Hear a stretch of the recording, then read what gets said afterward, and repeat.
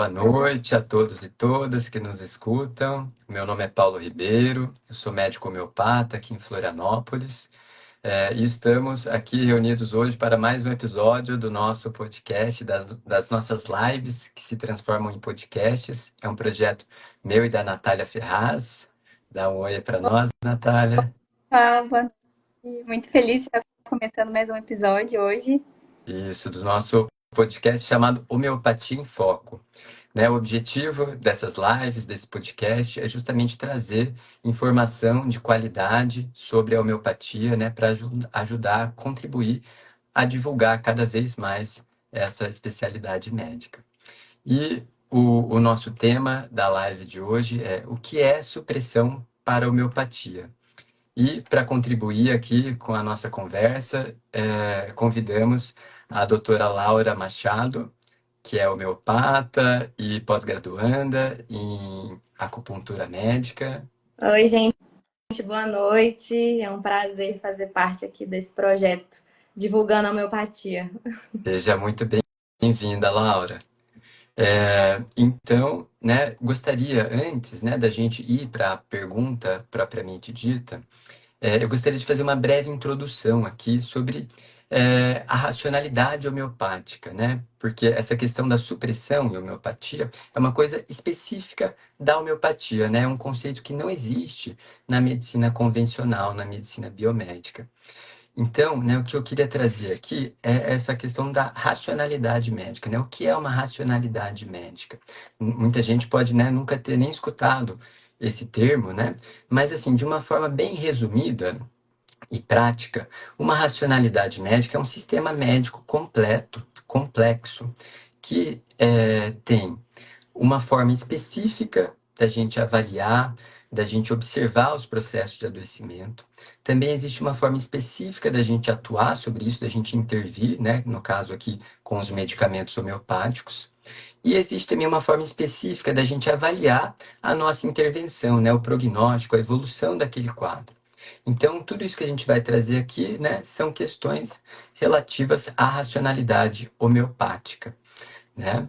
E, né, gostaria aqui agora de abrir a nossa conversa, né, sobre, então, o que é a supressão na homeopatia. Pode começar, Laura. Gente, então, na homeopatia, no consultório, né, na nossa experiência com essa especialidade, é muito claro quando a gente vê quando um sintoma foi suprimido. E o que seria essa supressão dentro da nossa especialidade? É quando o corpo ele tenta te enviar um sinal, ele tenta te dar um aviso de que alguma coisa está errada, e ao invés de olhar para aquilo, aquele sintoma ele é colocado para dentro de novo. Então ele é cortado ali naquele momento, ele é paliado, como a gente costuma dizer. Então, por exemplo, quando a gente faz essa supressão com a gente está com uma dor de cabeça e aí toma uma medicação química analgésica e corta aquele sintoma sem entender porque que aquele sintoma está sendo produzido. Isso é uma supressão do sintoma sem entender de onde ele está vindo. E aí, diante dessa supressão, a gente tem várias consequências e várias complicações, que é o que a gente vai abordar aqui também. Vocês querem falar mais Sim, alguma coisa? vou complementar um pouco.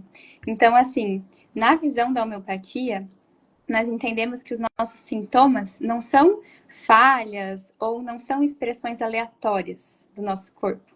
Nós entendemos que todos os nossos sintomas, a nível físico, mental, emocional, todos eles são expressões de um desequilíbrio mais profundo. Então, na homeopatia, não existe um sintoma que está só na pele. Isso não existe no olhar da homeopatia.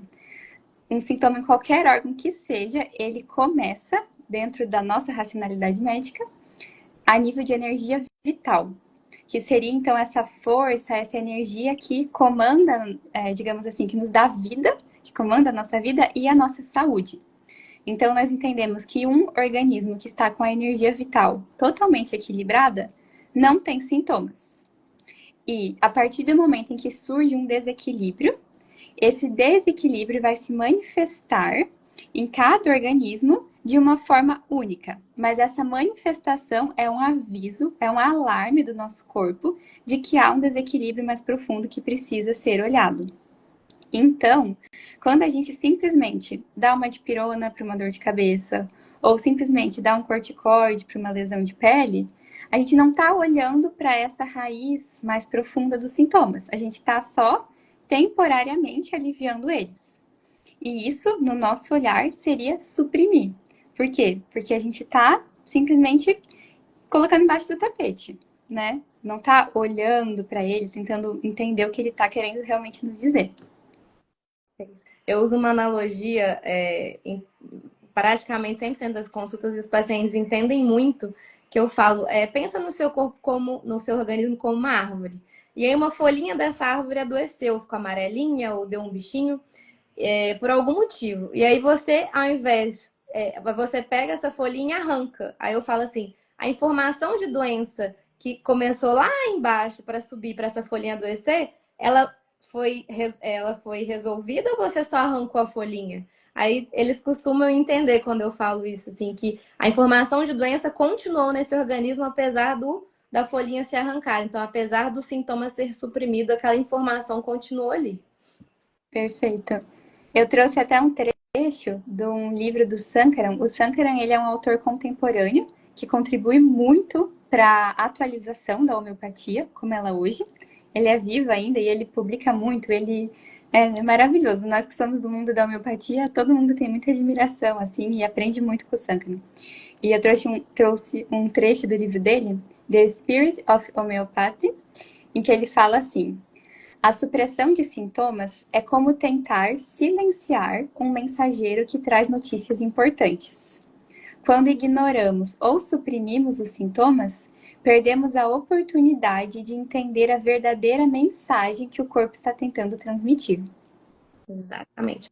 Mensageiro de saúde, os sintomas. Linda mensagem. É isso mesmo. Então, para homeopatia, a gente sempre vai observar a pessoa como um todo e aquele sintoma, né, que ela apresenta, por exemplo, na pele, é um sinal, né, de um desequilíbrio mais interno, mais profundo, como a Natália falou, da energia vital. E, né, dentro da medicina convencional, a gente atua sempre, né? Se aparece uma alergia na pele, a gente dá um antialérgico, né? Se a pessoa apresenta febre, por exemplo, a gente dá um antitérmico, né? Se a pessoa está com uma infecção bacteriana, a gente dá um antibiótico, né? Sempre indo nessa direção contrária, né, ao sintoma. Já na homeopatia, a gente entende isso, né, como um desequilíbrio da energia vital, e o medicamento homeopático, ele vai agir como um estímulo a essa energia vital para que ela se reorganize, né? Então a gente entende, existem algumas leis de cura, né, que o Hering, que é um homeopata, né, que nós todos estudamos muito dele também, ele postulou, né, essas leis, que a gente chama de leis de cura de Hering, né? Então, basicamente, assim, né, nós entendemos dentro da homeopatia que a cura, ela se faz de dentro para fora, né, dos órgãos mais importantes para os órgãos menos importantes, mais periféricos, mais externos. Sempre também no sentido crânio-caudal, né, de cima para baixo. E é muito interessante que a gente pode observar realmente isso acontecendo de fato com as pessoas, uma vez que a gente dá o medicamento homeopático. Um outro autor, né, o Jorge Vitoukas, que é um homeopata grego, ele traz também uma contribuição para essas leis de Hering, trazendo assim uma hierarquia entre os sintomas, né? Então, os sintomas mentais são os que apresentam a maior hierarquia dentro dos sintomas. Após eles, né, os sintomas emocionais e depois os sintomas, né, depois os sintomas gerais e depois os sintomas físicos. Ou seja, né, muitas vezes vou voltar ao exemplo da alergia na pele, né? Quando se erupciona algo na pele, né, aparece algum tipo de alergia, aquilo, né, na interpretação da racionalidade homeopática, é o seu corpo, né, provocando a melhor reação que ele conseguiria provocar para cura, né? Então foi através dessa via que o seu corpo conseguiu, por exemplo, colocar para fora algo mais profundo, mais interno. Isso. Eu acho até interessante isso que você falou, Paulo, para a gente dar esse exemplo. O nosso corpo ele é inteligente. Então, esse estímulo que o remédio homeopático dá na energia vital, que vai fazer com que o desequilíbrio ele saia de órgãos mais profundos e vá para órgãos mais superficiais, muitas vezes o nosso corpo vai fazer isso sem o medicamento homeopático, né? Então, a própria inteligência do corpo já faz isso. A própria inteligência do corpo, já quando existe um desequilíbrio, já tenta retirar ele do seu organismo com esses sintomas. Então, na verdade, os sintomas, as doenças, muitas vezes, sempre, né, na nossa visão, eles fazem parte da inteligência do organismo de tentar voltar para o reequilíbrio. O que acontece? Muitas vezes o organismo não consegue sozinho. E aí vem o remédio homeopático para dar o estímulo a nível de energia vital e ajudar esse processo. Então, o remédio homeopático, ele atua em similaridade, assim, em ressonância com a inteligência do nosso próprio corpo. Isso. E eu queria também fazer uma observação que a gente foi muito condicionado a valorizar as questões estéticas de pele, né? Então é muito comum as pessoas, às vezes, tomarem medicamento homeopático, melhorarem muito do quadro mental e focarem, tipo, eu melhorei da ansiedade, melhorei do sono, melhorei de como eu reajo às situações que antigamente eu reagia de uma forma ruim, mas essa lesão de pele está me incomodando muito, ou estourou uma coisa aqui na minha pele que está me incomodando muito. Então, a gente foi condicionado a não perceber esse movimento que é natural, que a Natália comentou, né? A gente condena isso porque o visível é mais feio, né? É mais fácil, é mais palpável. E não, muitas vezes, eu vejo muito isso nas consultas. O papel do médico homeopata é de mostrar para o paciente, mas olha essa parte aqui que você melhorou, que é tão mais importante, é tão mais nobre, como o Paulo comentou da hierarquia, né, dos sintomas, a parte mental. A gente vê diariamente, né, vocês dois também podem concordar comigo, o paciente, depois do tratamento, ele melhora muito primeiro essa parte mental e os sintomas físicos vão ficando para depois, né? Mas se você não ajudar o paciente a enxergar isso, não se vê esse processo, porque é muito incomodativo essa parte superficial, né, da pele. Claro, e eu acho que entra muito também na questão do imediatismo que existe hoje em dia, né? O imediatismo com tudo e também com a nossa saúde. Então, muitas vezes, se existe, né, algum desconforto, alguma coisa que não é visivelmente bonita a nível físico, a pessoa quer imediatamente corrigir aquilo, mesmo que vá, quer dizer, que a pessoa não tenha consciência, né? Mas nós olhando assim de fora, mesmo que isso vá prejudicar níveis mais profundos, mais nobres. Isso.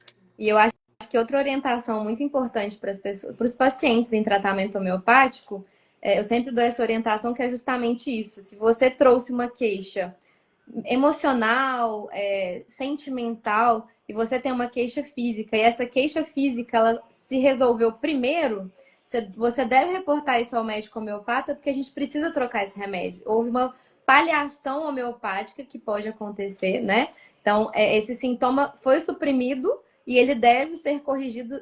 Normalmente, isso nos guia para outra medicação e o tratamento ele flui depois disso. Então, acho que essa é uma orientação muito boa para os pacientes. Você tem uma questão superficial de pele que resolve, mas você continua angustiado, continua ansioso, continua triste, e isso, né, continua ali em você, reporte para o médico homeopata que esse medicamento tem que ser mudado para a gente fazer esse caminho do processo de cura que é de dentro para fora, e não de fora para dentro. Perfeito.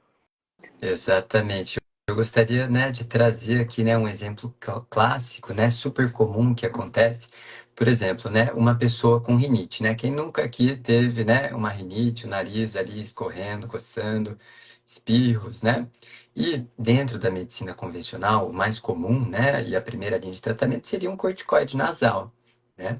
No entanto, uma pessoa, né, se usa, por exemplo, esse tipo de medicação por muito tempo, principalmente em crianças, assim, isso é super comum de acontecer, acaba desenvolvendo uma asma, né? Isso é algo super comum de acontecer, né? Né? Crianças que daí são classificadas como atópicas, né? Que daí tem rinite, tem asma, né? Dermatite E atópica. dermatite atópica, exatamente, exatamente.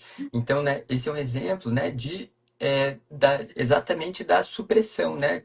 que a gente suprimiu o sintoma que estava aqui em um órgão mais superficial, que seria, né, o nariz, a mucosa nasal, para um órgão mais interno, que seria o pulmão, né? Esse é um exemplo clássico de acontecer. Ou então, por exemplo, pessoas que estão tomando ali um corticoide por alguma questão na pele. E quando vê, faz, né, um quadro, né, uma agravação, uma ansiedade, uma insônia, um quadro assim, né, de agitação mental.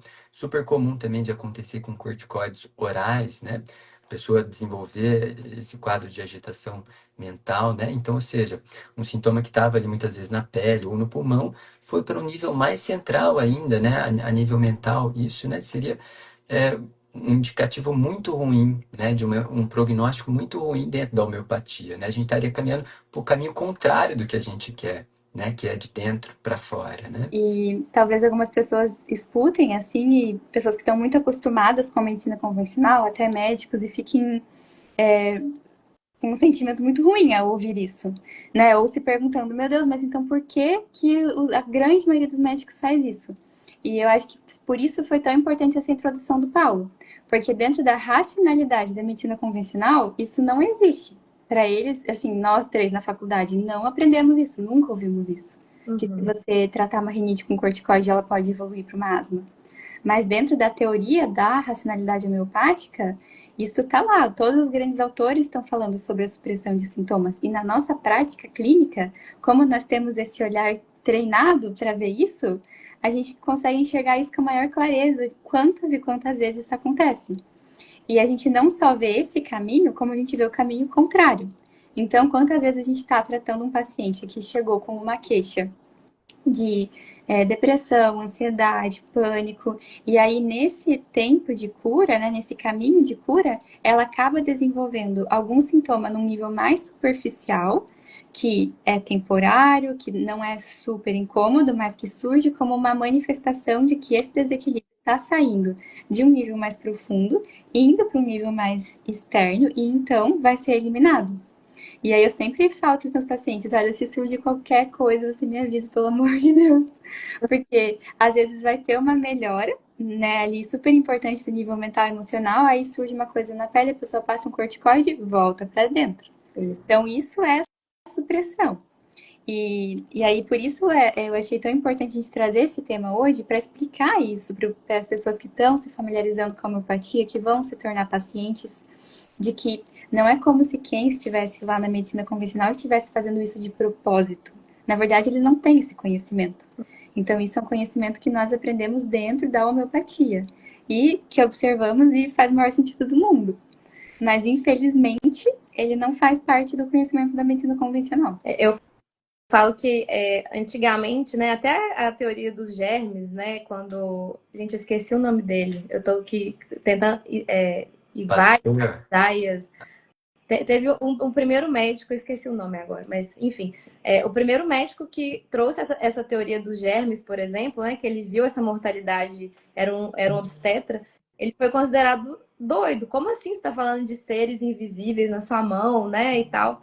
E aí isso depois virou algo óbvio. Então eu penso muito dessa forma, Natália, que eu sempre falo para os pacientes, é um instrumento que o seu outro médico tem, foi esse, mas agora vamos, a partir daqui, pensar dessa forma, né? Mas é a ferramenta que ele tem. A gente agora vai ter outras ferramentas. Então, eu queria complementar essa fala de vocês dois. Eu brinco também, falo, gente, pensa que somos uma cebola, várias camadas. Então, temos camadas energéticas mais superficiais e profundas, e de acordo com essas camadas, a supressão ela pode trazer uma metástase mórbida, que a gente chama na homeopatia. E o que é a metástase? A metástase já é um termo que a gente está mais acostumado, né, na alopatia, que é quando algo migra, né? Então, quando uma célula cancerígena migra de um lugar para o outro. E para a gente, a metástase mórbida, aconteceu a supressão. Eu tô com uma dermatite. Aí eu suprimi com um corticoide. Isso virou uma asma, né? Que foi para mais uma camadinha da cebola. Então, isso aprofundou. Houve como é que eu falo? Um deslocamento dessa doença para um aprofundamento. Então, isso a gente chama de metástase mórbida. Isso vai acontecendo até chegar em órgãos nobres, sistemas nobres, virar uma doença como câncer, por exemplo, né? Então, a gente consegue ver muito na prática clínica E eu penso isso, Natália, assim, igual você falou, tá sendo talvez não tão óbvio para a maioria hoje, mas para a gente já é, e eu tenho muita fé de que isso vai ser óbvio. Ainda os médicos verão isso no futuro e falam, não, realmente a gente já associava a asma com a dermatite na alopatia porque tem essa associação dessa forma, e não coincidentemente, quem tem dermatite vai ter asma, mas porque foi o aprofundamento, né? Então, pensar sempre. Treinar o paciente até a se auto-observar nesse sentido, a se autoconhecer. Se algo muda de lugar para ele perceber isso e passar para a gente na consulta homeopática, que é de um valor enorme para o tratamento dele. Perfeito. Exatamente, perfeito. E gostaria de complementar, Laura, a sua fala, né, trazendo essa questão das doenças crônicas, né? Isso. Hoje em dia, né, a gente vive, né, houve uma transição epidemiológica, né? Antes as pessoas adoeciam, morriam de questões agudas ali, né? Hoje nós temos, né, a grande parte da população aí com doenças crônicas, né? E aqui, né, tô falando de diabetes, hipertensão, né, de questões de saúde mental crônicas, né? Enfim, a gente pode, né, a própria asma, né, pode ser considerada como uma questão crônica também. E o que a gente observa, né, dentro da perspectiva da homeopatia, é que muitas dessas doenças crônicas são geradas a partir de um processo de supressão prolongado, Uhum. entendeu? Então, é uma visão diferente, né, da medicina convencional, e inclusive, né, a homeopatia ela apresenta ótimos resultados para doenças crônicas, né? Dentro da medicina convencional, o que a gente faz, né, como a Laura falou, é paliar, né, controlar os sintomas ali. Então, Uhum. né, poxa, você tem hipertensão, vai ter que tomar esse remedinho aqui pro resto da sua vida. Se esse aqui parar de fazer efeito, a gente vai te dar mais esse. Daí, se esses dois não tiverem fazendo efeito, a gente tem um terceiro e assim vai, só acumulando medicamentos, acumulando remédios, suprimindo cada vez mais e não tratando a causa, né? Que é, né, para nós, esse desequilíbrio da energia vital. Paulo, Que só. Diga, diga. este Pode também falar, Natália, é um claro. outro livro do Sankara, The Substance of Homeopathy, que Diga. vai falar assim: a supressão de sintomas locais, como erupções cutâneas ou corrimentos, frequentemente leva ao surgimento de doenças mais sérias, como problemas respiratórios ou distúrbios emocionais. Isso ocorre porque a doença, ao ser suprimida, busca outra via de expressão. Então, é muito isso, né? O organismo está em desequilíbrio, ele vai querer te alertar isso, vai querer te alertar isso. E se você ficar constantemente suprimindo, ele vai buscar outras formas de falar, e ele não vai parar de tentar comunicar. Então, as doenças crônicas também não deixam de ser isso, uma tentativa infinita do organismo de te comunicar que não é só isso, né? Não é só tomar 5, 6, 7 remédios para sempre. O organismo ainda está adoecido, se não está curando ele, né? Ele ainda está te falando isso todos os dias. Exatamente.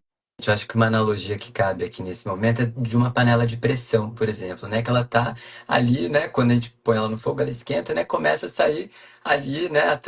O vapor, né? O excesso da pressão através da válvula. Se a gente vai lá e tampa a válvula, essa panela vai acumular pressão, pressão, pressão, pressão, até que vai, né? Estourar a válvula de escape lá, provavelmente, né? Se ela tiver uma, né? Então é isso que o corpo faz, né? Se a gente suprime aqui em um ponto, ele tenta encontrar outro ponto.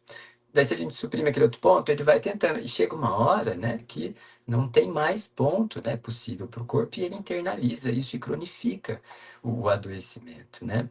E é isso que a gente vê na nossa sociedade hoje em dia, tão disseminado.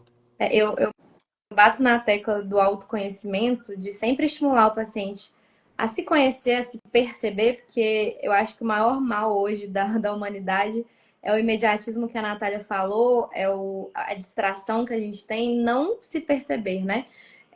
E as justificativas que vêm com esse não conhecimento de si mesmo, que é, eu tenho diabetes porque minha família toda tem, eu tenho pressão porque minha família toda tem, e venho aqui, né, na live também trazer essa esperança que eu tento trazer todos os dias e falar, não justifique, vamos prestar atenção, porque a gente justificou, eu brinco, tá incurável. Sim. Justificou, não quer saber, botou pro cantinho ali, não vai mexer. Incurável, né? Mas quando a gente pega, vamos lá, será que é diabetes? Não é porque você está passando pelas mesmas questões, o mesmo ambiente, os mesmos hábitos que sua família, por isso que isso se perpetua no ambiente familiar? e não porque isso é uma, né, uma maldição que você vai precisar tomar o remédio pro resto da vida. Então, acho que a tecla desse autoconhecimento, trazer essa esperança mesmo, que a gente vê na prática clínica todos os dias, pessoas saindo de medicamentos de fibromialgia que foram condenados a tomar o resto da vida, medicamentos hipoglicemia de diabetes, medicamento de pressão alta, medicamento antidepressivo. Então, eu busco sempre trazer esse questionamento para o paciente. Se te prescreveram antidepressivo há 20 anos atrás, quando você perdeu alguém, passou por um luto difícil, aquilo foi necessário naquele momento, hoje se questione, por que eu estou tomando isso daqui? Isso faz sentido hoje? Deixa eu olhar para isso aqui, por que eu comecei a tomar? Isso ainda faz sentido? Eu vejo muito essas prescrições polifarmácia hoje e o paciente às vezes nem sabe por que está tomando mais, né? Então é um convite aos pacientes, às pessoas interessadas em homeopatia hoje a olharem suas receitinhas e verem, gente, será que faz sentido esse medicamento que eu estou tomando aqui? Ou o que eu posso mexer para esse medicamento aqui não precisar existir mais na minha rotina? Perfeito. E agora está chegando já no fim do tempo proposto, mas eu queria ainda falar sobre uma supressão que é muito importante, que é a supressão da febre. Então, essa para os pais, assim, né? A febre, muitas vezes, ela é vista como algo ruim e que tem que ser imediatamente combatido. Na verdade, a febre, ela é maravilhosa para o nosso organismo. Né? Quando a gente pensa, por exemplo, nos quadros agudos das crianças, né, de resfriados, gripe, seja viral, seja bacteriano, a febre é o momento em que o nosso organismo está produzindo células de defesa, está matando o organismo que está lá, o micro-organismo que está lá, e está produzindo anticorpos para novas infecções. Então, além da febre ser maravilhosa para infecção atual que o seu filho ou você está passando, a febre é um sintoma, é uma manifestação do nosso organismo que, quando constantemente suprimida, também vai passar por esse mesmo processo que a gente está falando. Então, a febre também é um sintoma ali agudo que o organismo está manifestando. E se a gente só medica incontroladamente, ela vai acabar também repercutindo em uma doença crônica. Então, outro quadro muito comum de ver nas crianças, né? São as crianças que tinham resfriados de repetição e, de repente, não tem mais os resfriados de repetição, mas agora tem uma doença crônica. Tem uma asma, tem uma dermatite atópica, tem alguma questão emocional, mental. E aí, assim, claro que não vai ter como a gente comprovar, né, que isso foi pela supressão da febre, mas quando a gente olha o panorama geral das crianças, a gente vê isso com muita clareza. Então, isso é um outro sintoma que a gente tem que estar muito atentos e ter muito cuidado e realmente medicar só quando necessário. E aí, qual é a indicação de quando medicar a febre, né? É só realmente se dor ou desconforto. Se não há dor ou desconforto, tipo, absurdo na criança que precisa ser medicado, a criança pode ficar com febre. Ou mudança, então, né, do quadro geral, se ficar mais... Exato, claro. Então, esse é um sintoma que é tão importante, assim, que eu sou uma disseminadora, junto com o Lucas, né, que ele é um super disseminador de não... E tem um livro, né, sobre isso. Esse livro é maravilhoso, para quem quiser ler, se chama Febre Sem Medo, do Dr. Lucas Franco Pacheco. E, enfim, todos os sintomas, mas esse é um que eu ressalto muito para os pais, assim, a importância de deixar a febre. Perfeito. Sim, é isso, né? Os sintomas, eles também são uma manifestação da nossa individualidade, todos eles. Então, no momento em que a gente simplesmente suprime os sintomas, a gente está também suprimindo a individualidade. Nossa, dos nossos filhos, né? Não está permitindo olhar e realmente curar o que é essa individualidade, o que esse sintoma está nos contando. Isso. Acho que a maior propaganda da homeopatia é voltando para isso, né? A gente perceber o que o corpo está dizendo, a gente voltar a atenção ao que o nosso organismo está colocando para fora. Acho que a vida hoje, corrida, nos colocou muito à parte dos sintomas, e as coisas são muito banalizadas. A dor de cabeça é muito comum, a cólica menstrual é muito comum, enfim, várias questões foram normalizadas e pode ser comum, mas não é normal, né? Então, se as pessoas que estão assistindo, se você sofre de algum desconforto, não normalize. Vamos buscar um tratamento e tem a homeopatia como esperança, como opção, como ferramenta para a gente fazer essa busca da saúde de uma forma muito mais tranquila e muito mais natural. Perfeito. Maravilha! Adorei nosso encontro de hoje. Muito obrigado, Laura, por ter aceitado o nosso Obrigada a você. convite a participar desse episódio. Obrigado também, Natália, pela parceria aí nesse projeto. Tamo junto. E agradeço a todos e todas que nos ouviram até aqui e continuem conosco para os próximos episódios. Um É isso. abraço. Boa noite. Boa Boa noite. noite. Tchau.